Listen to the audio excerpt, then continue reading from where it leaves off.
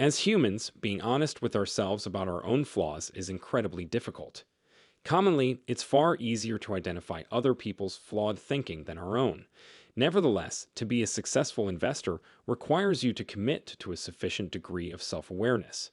This is because your success as an investor will, to a large extent, be determined by the patterns of thinking that you engage in.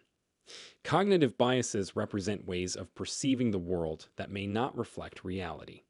As an investor, it is important for you to be aware of how they can function to distort reality. Moreover, recognizing their existence can enable you to become wiser, allowing you to learn more about how you think and why you think in particular ways. There are numerous cognitive biases that affect investors. However, in this video, we'll be exploring Ingroup Bias. Before we begin, let me remind you that I have created many other cognitive biases videos for you to learn from and develop as an investor.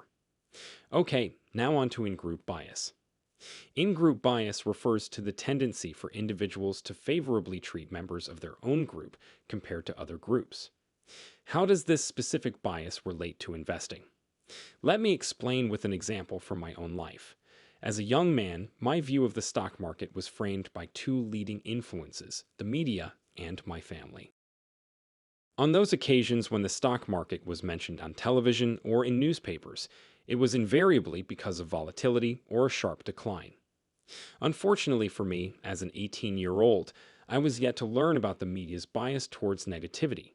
In addition to this, coming from a family that never invested, and that warned me off the supposed dangers of investing, my mind was quickly, although wrongly, made up. I was quick to decide that the stock market was definitely not for me. No one in my family had ever invested, and so I falsely concluded that it couldn't be the right course of action to take with my money. Little did I know how wrong I was. A key reason then, which explains my premature, foolish decision to never invest, was the influence of my family. Their negative view of the stock market affected my own view, meaning that I had allowed in-group bias to influence my perception of investing.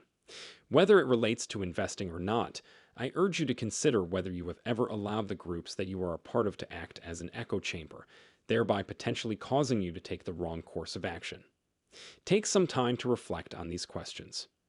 What do you do when you are confronted with a course of action or a perspective that conflicts with your pre-existing views?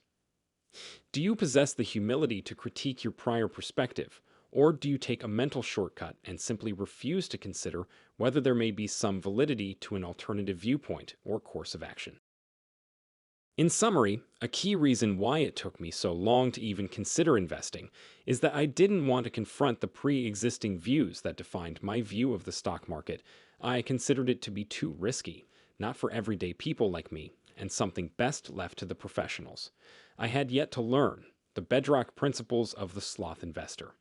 I urge you not to make the same mistake as me. To keep up to date with the latest content from the Sloth Investor, whether this be my podcast or other video content, please remember to subscribe to this channel.